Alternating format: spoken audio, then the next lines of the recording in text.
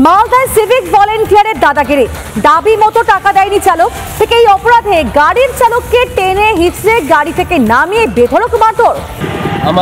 আমি 500 টাকা দিচ্ছি, নিবে না, বলছে 1000 টাকা নিব। আমি দালকোলা মণিপুর থেকে গরু নিয়ে আসলাম। সিভিক মানুষের 3 জন আমরা গাড়ির মধ্যে ছিলাম, ড্রাইভার ছিল, আমি ছিলাম, আরও 2 জন ছিল। আমাদেরকে ট্রেনে আমাকে যে ভিতরে ক্যাম্পে এলে যায়, ট্রেনে গাড়ি থেকে ট্রেনে তারপরে মেরে যখন করে যে পুরা। আমরা প্রত্যেক সপ্তাহ গাড়ি নিয়ে আসি দোলখালা থেকে, ওখানে দাঁড়ায় আমাদেরকে বলে 1000 টাকা করে দাও। আমরা বলছি যে 1000 টাকা না দাদা, কিছু কম করেন, 500 টাকা নেন। বলছি যে কেন 500 টাকা নিব, গাড়ি ভরে ভরে গরু নিয়ে যাচ্ছ আর 500 টাকা নিব, 1000 টাকা লাগবেই। বলছি তাই আমি দিব না 1000 টাকা। ও বলছে যে দিবি না, চলো অফিসে চলো। অফিসে নিয়ে যে আমাদেরকে 3 জনে, ওরা 3 জন ছিল, আমাদেরকে মারধর অনেক করেছে। গরুবালাকে মেরেছে, আমাকেও মেরেছে, চোর থাপড়া মেরেছে। ওদেরকে বলছে যে পুলিশ ওদেরকে নিতে বলেছে। আমাদেরকে এখানে ক্যাম্প বসাইছি, আমাদেরকে নিতে বলেছে, ক্যামেরা লাগানো আছে, দেখো সব কথা হচ্ছে, ক্যামেরাতে দেখছে স্যারগুলো। এই গাড়ি গেলে আমাদেরকে টাকা নিতে বলেছে।